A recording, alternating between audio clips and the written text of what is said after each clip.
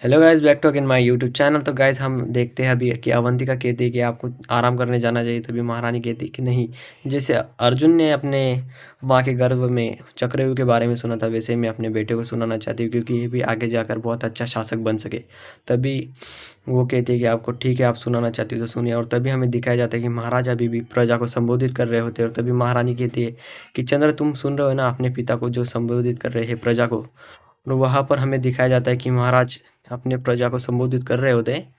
और वहीं पर हमें बाहर का सीन दिखाया जाता है जहाँ की अंग्रेज़ जो है हमारे भारत माँ के यहाँ पर पैर रख दिया होता है। तभी हमारा जो एक सैनिक कहता है कि मैं अपने माता के साथ गद्दारी नहीं कर सकता। तभी अंग्रेज़ कहता है कि हमने तुम्हें पैसे दिए। वो कहता है कि ये लोग तुम्हारे पैसे और मैं अपने माँ के साथ कभी गद्दारी नहीं कर सकता।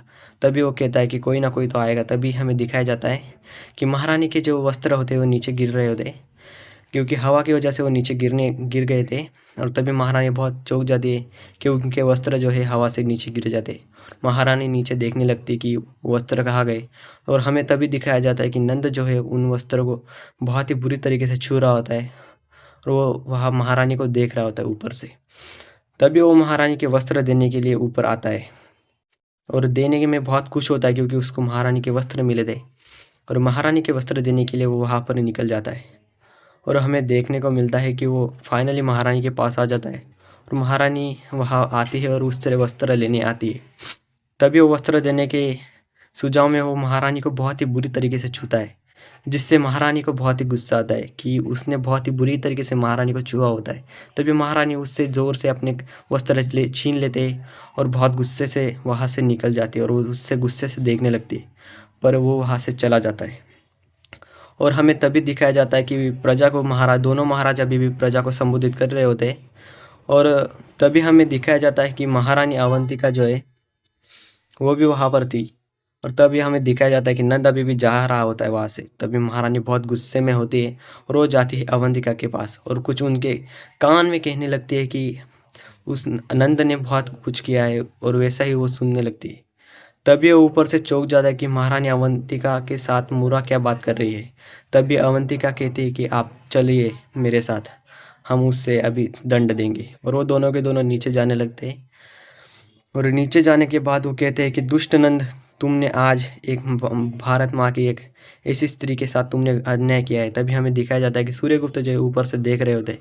तभी वो कहती है कि तुमने आज एक नीच, तुमने अपने सीमा लांघ दी है। और वो कहते हैं कि तुम्हें इसका बहुत बड़ा दंड मिलेगा। और वो उसे कहते हैं कि तुमने आज भारत माँ के बेटियों के ऊपर ऐसी बुरी नज़र रखते हो, तुम्हें शर्म नहीं आती, तुम्हें लज्जा नहीं आती। तभी हमें दिखाया जाता है कि दोनों महाराज भी अपने नीचे आ चुके होते। तभी महाराज सूर्यगुप्त को भी बहुत गुस्सा आ रहा था और महारानी मूरा को भी। और वहाँ पर हमें दिखाया जाता है कि महारानी अवंतिका उसे गुस्से से कहती है कि इस जैसे नीच को आज हम बहुत बुरा दंड देने वाले। और वो कहते हैं कि इसे मृत्यु दंड मिलेगा।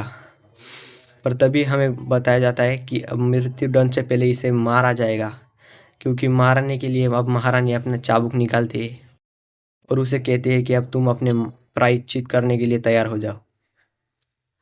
और तैयार होने के लिए तुम तैयार हो। तभी वहाँ सामने नंद आता है और महारानी उसे चाबुक से मारने लगती है और बहुत ज़ोर ज़ोर से मारने लगती है, जिससे कि उसके पीठ के ऊपर बहुत लाल निशान के गहरे घाव पड़ जाते हैं। और तभी महारानी मूरा कहती कि बस तुमने बहुत मार लिया इसे, अब छोड़ दो इसे। और तब महारानी कहती कि नहीं, इसके लिए भी तो बहुत कम है और मैं उसे और ज़्यादा मारूंगी। तभी महारानी कहती कि ऐसा मत करो, अब बस इसका हो गया। तभी महारानी कहते हैं कि एक जैसे कायर जो आज तक मगध में किसी ने किया नहीं किया था, ऐसे घिनौनी हरकत इसने आज की है और आज हम इसे मृत्यु दंड देंगे। पर तब महारानी मूरा कहते हैं कि इसको इतनी सी सज़ा, इतनी ही वजह से इसे सज़ा मत दो कि इसे मृत्यु दंड दो। तब महारानी कहती है कि तुम कहती हो तो ठीक है, मैं इसे मृत्यु दंड नहीं दूंगी, पर इसे आजीवन कारावास में भेज दूंगी। और तभी यहाँ पर हमें दिखाया जाता है कि नंद भी बहुत ही डरा हुआ रहता है और महाराज भी बहुत ही गुस्से में होते हैं। और ये गाइज यहाँ पर ये एपिसोड अभी ख़त्म हो जाएगा। तो guys like and subscribe guys, इसका नेक्स्ट एपिसोड आपको जल्दी मिल जाएगा।